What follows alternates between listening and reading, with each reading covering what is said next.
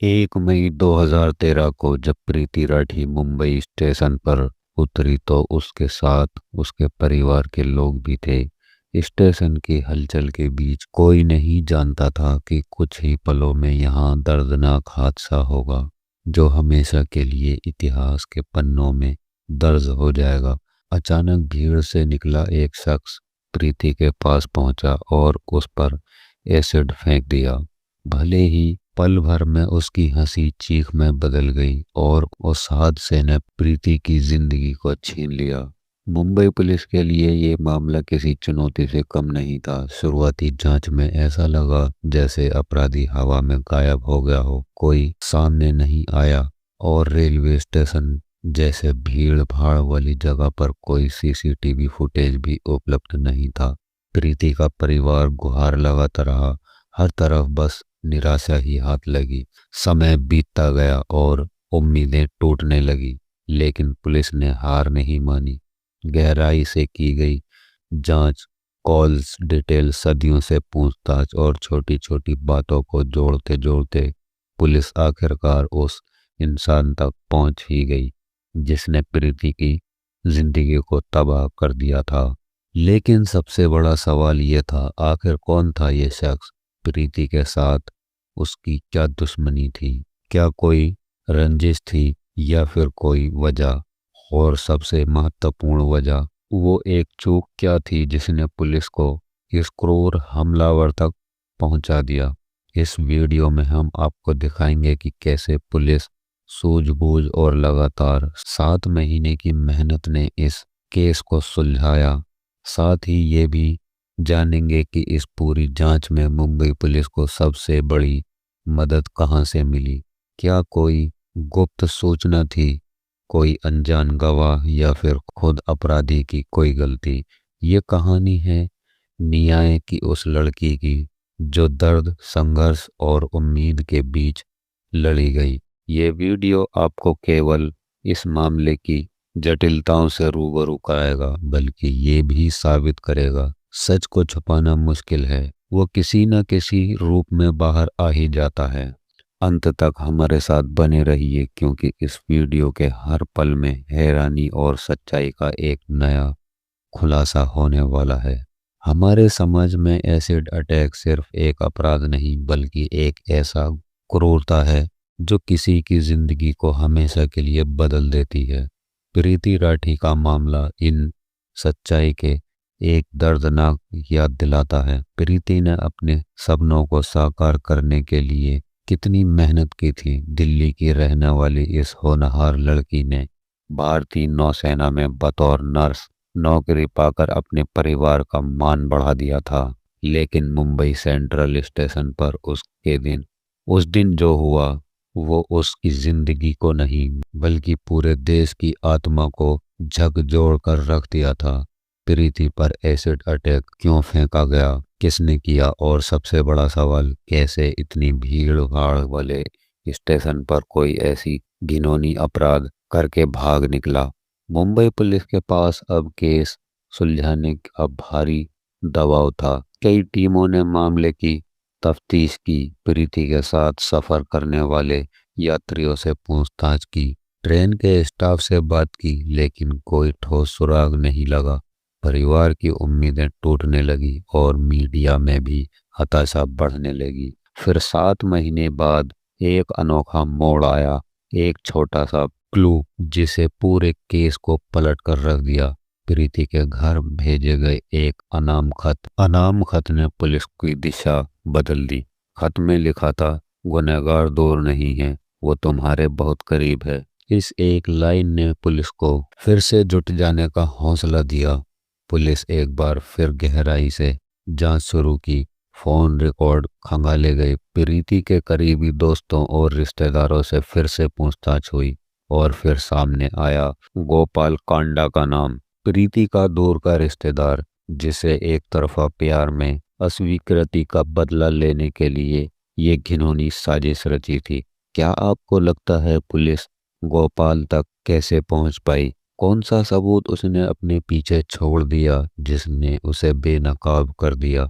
और क्या हुआ जब पुलिस ने उसे गिरफ्तार किया। इस वीडियो में हम आपको बताएंगे कि कैसे कड़ी मेहनत और धैर्य एक छोटी सी गलती ने एक निर्दोष लड़की को न्याय दिलाया। कहानी है इंसाफ की, हिम्मत की और यकीन दिलाने की कि कोई भी अपराधी अपने गुनाह से भाग नहीं सकता। तो चलिए शुरू करते हैं इस चौंकाने वाली कहानी का सफर, जहां हम जानेंगे कि आखिर कैसे प्रीति राठी केस में इंसाफ की जीत हुई। प्रीति राठी एसिड अटैक मामले को सुलझाने में किसने की मुंबई पुलिस की मदद? सबसे बड़ी मदद, 7 महीने बाद मिला सुराग। प्रीति राठी के 23 वर्षीय पड़ोसी अंकुर पंवार को हत्या का दोषी ठहराया गया था। बाद में बॉम्बे हाई कोर्ट ने उसे मौत की सजा भी सुनाई थी और उसकी मौत की सजा उम्र कैद में बदल दिया गया था। टर्मिनस पर 2 मई 2013 को तेजाब फेंके जाने के बाद प्रीति राठी की मौत के साथ 7 महीने हो गए थे। मुंबई पुलिस अपराध शाखा क्राइम ब्रांच को मामला सौंपे जाने के भी लगभग 45 दिन हो गए थे, लेकिन मुंबई पुलिस की कोई सफलता हाथ नहीं लगी बल्कि नाकाम रही। जांच के बाद पुलिस ने आखिरी कोशिश में एक टीम दिल्ली भेजने का फैसला किया। प्रीति दिल्ली में ही रहती थी। ये यात्रा कामयाब रही क्योंकि मुंबई पुलिस के हाथों एक बेहद अहम सुराग लगा। दिल्ली में मुंबई पुलिस को कैसे मिला बेहद अहम सुराग? मुंबई पुलिस के हाथ दिल्ली में लगे सुराग उन्हें सीधे प्रीति के 23 वर्षीय पड़ोसी अंकुर पंवार तक ले गया। अंकुर पंवार को बाद में हत्या का दोषी ठहराया गया था। दिल्ली में राठियों और उनके साथ यात्रा करने वाले रिश्तेदारों के रेलवे स्टेशन टिकटों के बारे में पूछताछ के बाद पुलिस को ये अहम सुराग मिला था।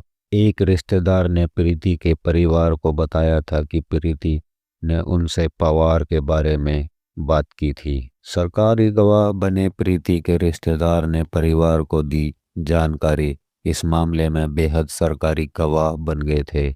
रिश्तेदारों ने पुलिस को बताया कि प्रीति ने कबूल किया था पवार ने उससे पूछा था कि वो मुंबई क्यों जा रही थी और दावा किया था कि अगर उसने ऐसा किया तो अच्छा नहीं होगा। रिश्तेदार ने पुलिस को बताया कि प्रीति ने उसे बताया था कि पवार एक बार फिर उसे रोक रहा था और शादी का प्रस्ताव रख रहा था। उसने कहा कि प्रीति ने प्रस्ताव ठुकरा दिया और पहले अपने करियर पर ध्यान देने को कहा। मौत से पहले स्केच दिखाने पर प्रीति राठी ने भी की थी पहचान। रिश्तेदारों ने कहा कि उसने प्रीति के साथ इस बातचीत को तब तक हल्के में लिया जब तक कि उसकी मौत के बाद उसने प्रीति राठी के परिवार को ये नहीं बता दिया कि इस जानकारी के आधार पर पुलिस ने 2 जनवरी 2014 को अंकिर पवार को गिरफ्तार कर लिया। होटल प्रबंधक ग्रेजुएट अंकुर पवार दिल्ली में भाखड़ा ब्यास प्रबंधन बोर्ड क्वार्टर में प्रीति राठी का पड़ोसी था। वो पहले से ही पुलिस की रडार पर था क्योंकि प्रीति ने अपनी मौत से पहले आरोपी के स्कैन दिखाए जाने पर उसे एक सदिग्ध रूप में नामित किया था। अंकुर के हाथों पर जलने के घाव बना मामले का सबसे पुख्ता सबूत। पुलिस को अंकुर पवार के हाथों पर जलने के घाव मिले। इससे उनका शक पुख्ता हो गया और मेडिकल एक्सपर्ट की राय में ये एसिड के कारण जला था। इसके बाद ये दाग इस मामले में पुख्ता सबूत बन गया। अदालत के आदेश में दर्ज किए गए बयान के मुताबिक पवार ने अंकुर बैटरी के नाम से काम शुरू करने के बहाने एसिड खरीदा था। पुलिस ने अंकुर पवार को दिल्ली से मुंबई लाकर भी उसकी शनाख्त और मेडिकल कराया। मौत की सजा को मुंबई हाई कोर्ट ने आजीवन कारावास में बदला। 8 सितंबर 2016 को एक सत्र अदालत ने अंकुर पवार को प्रीति राठी की हत्या का दोषी ठहराया और मौत की सजा सुनाई। 12 जून 2019 में बॉम्बे हाई कोर्ट ने सजा कम करने वाली परिस्थितियों पर विचार करते हुए मौत की सजा का आजीवन कारावास में बदल दिया। कोर्ट ने कहा कि घटना के समय अंकुर पवार 23 वर्षीय युवा लड़का था जिसका कोई पिछला आपराधिक रिकॉर्ड नहीं था। कोर्ट ने कहा कि मौत की सजा देने के लिए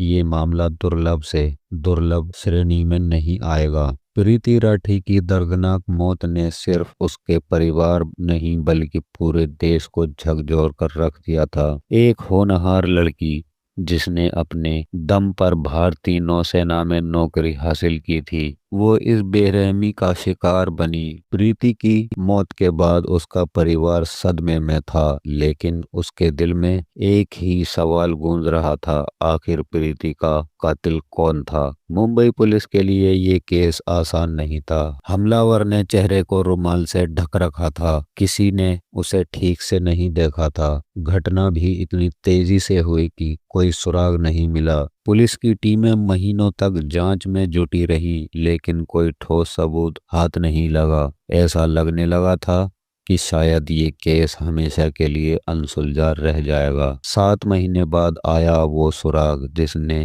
केस पलट कर रख दिया। समय बीतता गया, लेकिन पुलिस ने हार नहीं मानी। और फिर एक दिन एक ऐसा सुराग हाथ लगा जिसने इस केस की पूरी गुत्थी सुलझा दी। प्रीति की मौत के 7 महीने बाद पुलिस को पता चला कि इस वारदात के पीछे कोई बाहरी व्यक्ति नहीं बल्कि उसका अपना दूर का रिश्तेदार अंकुर पवार था।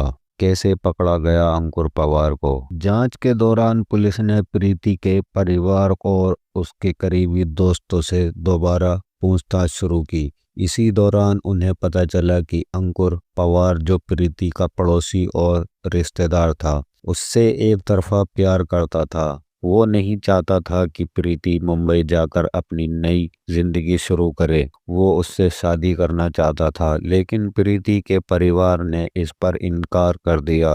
अंकुर इस इनकार से नाराज था और उसे बर्दाश्त नहीं कर पाया। उसके अंदर जलन और गुस्सा था और उसने प्रीति को हमेशा के लिए रोकने की ठान ली। उसने योजना बनाई कि अगर प्रीति मुंबई जाएगी वो वहां तक नहीं पहुंचने देगा। पुलिस ने जब अंकुर पवार की कॉल रिकॉर्ड और यात्रा खंगाले तो पाया कि वो भी उसी ट्रेन में सफर कर रहा था जिसमें प्रीति मुंबई पहुंची थी। इसके अलावा गवाहों ने बताया कि हमलावर की शारीरिक बनावट अंकुर से मिलती जुलती थी। धीरे धीरे सबूत इकट्ठे होने लगे और पुलिस ने उसे हिरासत में ले लिया। जब पुलिस ने उसे सख्ती से पूछा तो अंकुर पवार टूट गया और उसने अपना गुनाह कबूल कर लिया। उसने माना कि उसने ही प्रीति पर एसिड फेंका था ताकि वो कभी भी अपने सपने पूरे ना कर सके। इस केस ने पूरे देश को हिलाकर रख दिया था। लोगों ने कैंडल मार्च निकाले, न्याय की मांग की और ये मामला सुर्खियों में बना रहा। आखिरकार 2016 में मुंबई अदालत ने अंकुर पवार को मौत की सजा सुनाई। ये एसिड अटैक के मामला दर्ज हो गया। सबसे सख्त फैसला था और ये संदेश था कि ऐसे अपराध करने वालों को सख्त से सख्त सजा दी जानी चाहिए। हालांकि अंकुर को सजा मिल गई, लेकिन प्रीति का परिवार अपनी बेटी को वापस नहीं पा सका। उसकी मां ने एक इंटरव्यू में कहा, हमें इंसाफ तो मिला लेकिन मेरी बेटी वापस नहीं आएगी। काश कोई इसे रोक पाता, काश कोई मेरी बेटी को बचा पाता। इस घटना ने समाज को भी एक बड़ा सबक दे दिया। एसिड अटैक के खिलाफ कानून और सख्त किए गए और एसिड की खुलेआम बिक्री पर बड़ा प्रतिबंध लगा दिया गया। प्रीति राठी की कहानी सिर्फ एक एसिड अटैक विक्टिम की कहानी नहीं बल्कि सपनों को जलाने वाले बीमार मानसिक के खिलाफ एक चेतावनी है। ये केस हमें याद दिलाता है कि समाज को सिर्फ न्याय की लड़ाई नहीं लड़नी चाहिए बल्कि ऐसे अपराधियों को होने से पहले ही रोकने की जिम्मेदारी भी हमारी ही है। प्रीति चली गई लेकिन उसकी कहानी हमेशा याद रहेगी। एक ऐसी बहादुर लड़की की जो अपने सपनों के लिए लड़ रही थी और जिसने अपनी जिंदगी देकर भी समाज को बदलने की राह दिखाई थी। तो दोस्तों, ये थी आज की प्रीति राठी की एसिड अटैक की कहानी। कैसी लगी आप लोग कमेंट करके हमें ज़रूर बताइएगा। वीडियो को लाइक करें, शेयर करें और चैनल को ज़रूर सब्सक्राइब करें। तो चलिए मिलते हैं अगले दिन अगली वीडियो में।